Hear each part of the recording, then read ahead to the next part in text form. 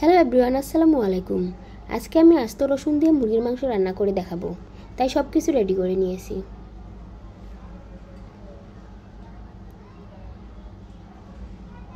প্রথমে আমি কড়াইয়ের মধ্যে তেল গরম হতে দিয়েছিলাম।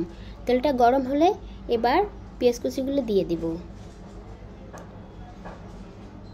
পেঁয়াজ কুচিগুলো হালকা করে ভেজে নেব। হালকা করে ভাজা হয়ে গেলে এবার আদা বাটা, রসুন বাটা আর গরম মশলাগুলো দিয়ে আর একটু ভেজে নেব।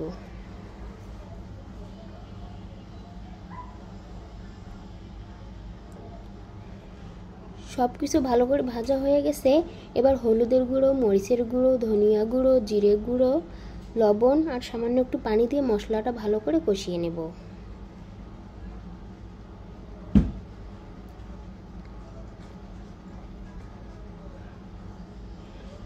মশলাটা ভালো করে কষানো হয়ে গেলে এবার মুরগির মাংসগুলো দিয়ে ভালো করে নেড়ে চেড়ে সব কিছু একসাথে মিশিয়ে নেব।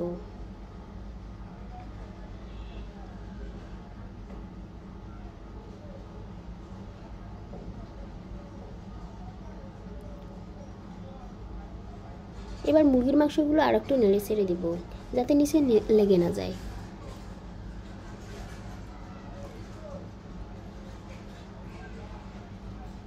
মুরগির মাংসটা ভালো করে কষিয়ে নিতে হবে।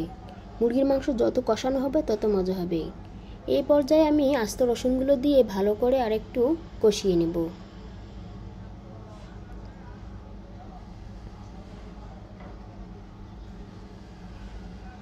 মুরগির মাংস দিয়ে আস্ত রসুন খেতে ভীষণ মজা লাগে। আপনারাও বাসায় একদিন ট্রাই করে দেখতে পারেন।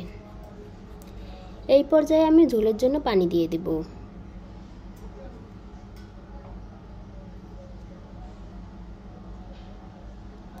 তরকারিতে বলক আসলে এবার আরেকটু নেড়ে চেড়ে দিব।